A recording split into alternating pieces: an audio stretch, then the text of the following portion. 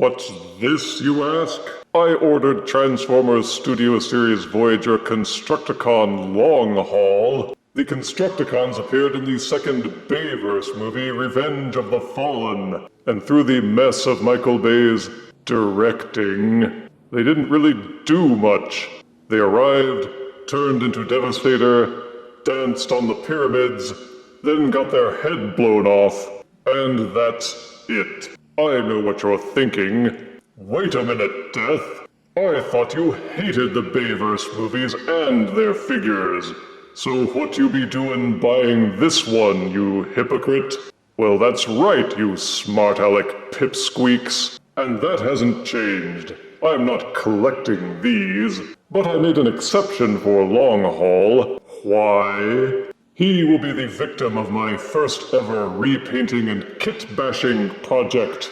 I won't spoil it, but his second review after the alterations will be the one to watch. But I'll do my duty and review him as is first. He comes in a Studio Series regular rectangular box with the figure visible inside. Artwork off to the side with Devastator's ugly mush.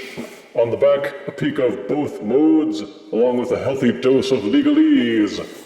More artwork on the side panel showing his bug-eyed face. Now let's open the box and review the figure itself.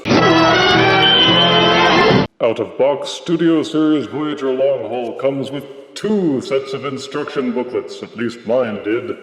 One in good old English, the other in Japanese or Chinese or whatever it is. Two instructions. Also included is this movie backdrop diorama to contain the figure and also to recreate the scene in the movie where all the Constructicons died stupidly. He comes with no other accessories. None at all. And this is Long Haul in his alt mode, a drab green dump truck. It has some silver painted parts and some black and some gunmetal gray. But it's mostly the same greenish color all across, which isn't to say that it's colored badly. On the contrary, the parts that are painted are done well and set off the truck quite nicely. It has plenty of molded and sculpted detailing, with headlights and ladders and windshield wipers, side mirrors, the cow catcher in back, and bolts and rivets a go-go. You won't be able to complain that they didn't skimp on the sculpt.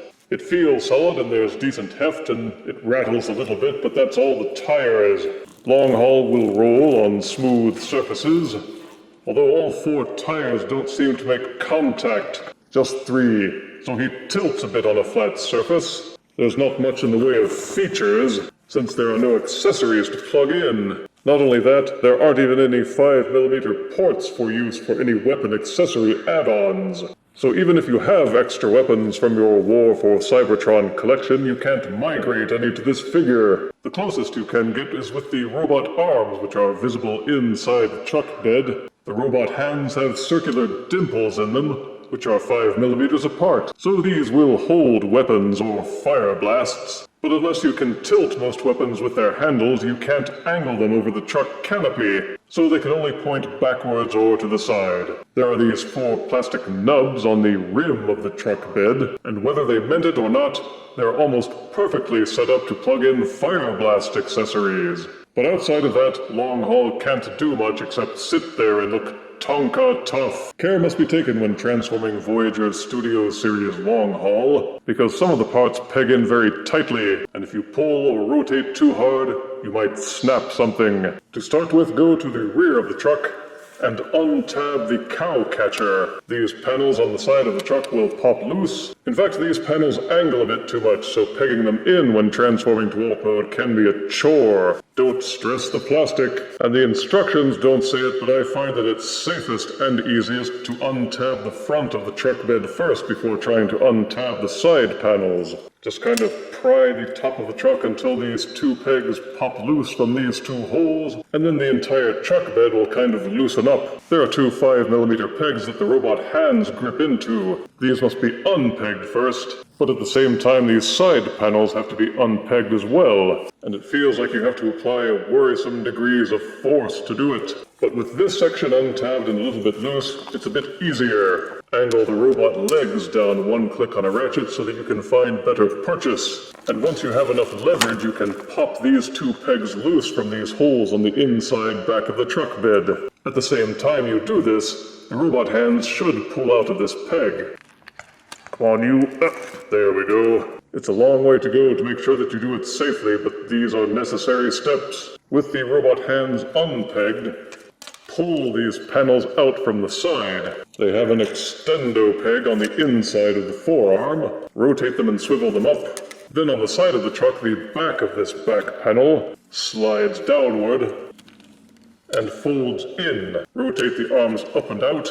And the next step is to untab the rear tires. They peg in underneath. There's a slot inside of the rear axle. When transforming to alt mode, those go together and tab in place. To transform to robot, untab them and swivel the tires upward. You must untab the robot arm from inside. There is a swivel hinge that goes back and forth and a tab that pegs it into place for the alt mode. But angle the arm outward. There is another tab in here, along with a slot on the inside of the shoulder, and that tab and slot push together to hold the arm in place. You will feel it click and push in, and sometimes it's easier to go underneath the arm and push from beneath. Rotate out the arm, this silver portion should be facing forwards, and rotate the robot forearm so that the elbow is facing forwards. Make sure the tire is pushed back a little bit out of the way, angle the arm down, and once you have enough clearance to get past the tire, make sure that these tabs are lined up and push the panel back in place. These two spikes should be facing forward. Nudge the tires back out of the way and angle up the cow catcher. The cow catcher has this groove at the side, and the tire has this little tab. If you have angled everything properly, the tab and the groove should go into place and hold. Then there is this mini hinge underneath the tires.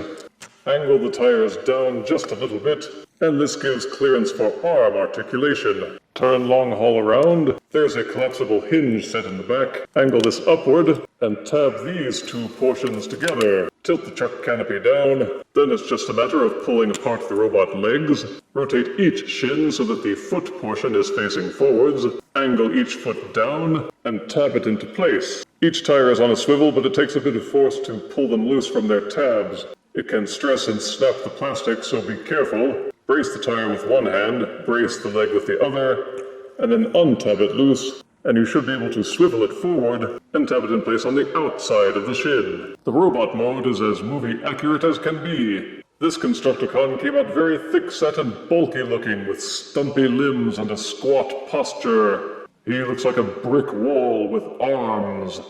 And somehow the robot mode looks like it has even more sculpted detailing than the alt mode. You can see even more of the silver paint, and look at all these wires and stuff. Awesome. Again, he has no ports for plugging in any accessories except for the hands, which are spaced for 5mm, meaning he can hold almost any weapon in the Transformers figure lines.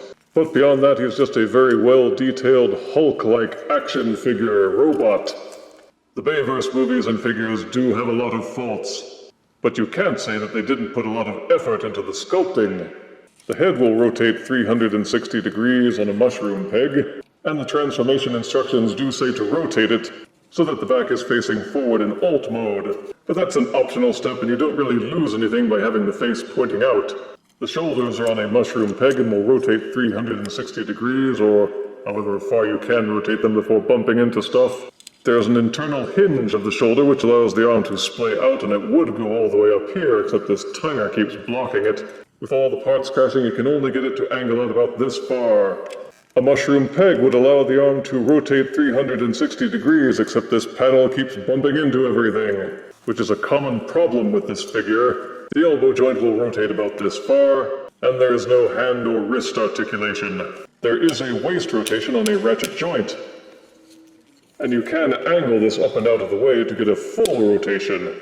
Each leg is ratcheted at the hip, but it will only go forward about one click before these parts on the leg start bumping into the torso. But it will rotate backwards about 3 clicks so he can kick himself in the back. A mushroom peg allows the shin to swivel, and each knee will also angle backwards about 90 degrees. These toe portions will flip up as part of the transformation, and each foot will tilt in and outwards. So if it weren't for the sheer bulk, you might be able to get some decent poses, but between all the parts crashing and the stumpy shortness of each limb, and a few overly tight joints, the actual posability is very limited. For size comparison, here is Studio Series Voyager Constructicon Long Haul, next to Transformers Animated Voyager Wreck-Gar. Here is Voyager Studio Series Long Haul, next to Transformers Siege Voyager Optimus Prime. And here is Voyager Constructicon Long Haul, next to Combiner Wars Devastator. Studio Series Voyager Constructicon Long Haul was made to be one of Studio Series Bayverse Devastator's legs, and he's certainly stable enough for that. The alt and robot modes seem to have suffered a little to make that option, and as with many triple changers, it means one mode has to suffer to make room for the other two. Positives are that Long Haul has a very solid truck mode, and the robot mode has a tough, brutish look that still packs in a lot of detail. He has articulation, so he's not just a brick. The sculpting and the paint applications seem top-notch. Negatives are that the alt mode doesn't do much, and neither does the robot mode. The truck suffers because it doesn't allow any accessories to be used. The robot mode suffers because it feels like a constant struggle to make use of the articulation. The arms especially are very finicky, and can be frustrating to the point where sometimes you feel like you don't even want to try posing the arms. Posing the figure at all is a frustrating challenge. The leg mode is probably fine, but those of us who aren't going to bother assembling Studio Series Devastator are stuck with just the two modes. If you're a fan of Bayverse figures, you'll probably love this one. It's as kibble-bound and insectoid in appearance as any of them, but people who don't care for Bayverse will likely not be tempted. Maybe with some better engineering they could have given more clearance for the arms to pose better. They seem to have put more care into the appearance of the figure than its engineering, and I give Studio Series Voyager Constructicon Long Haul 6 out of 10 deaths. But stay tuned, the real review is still to come.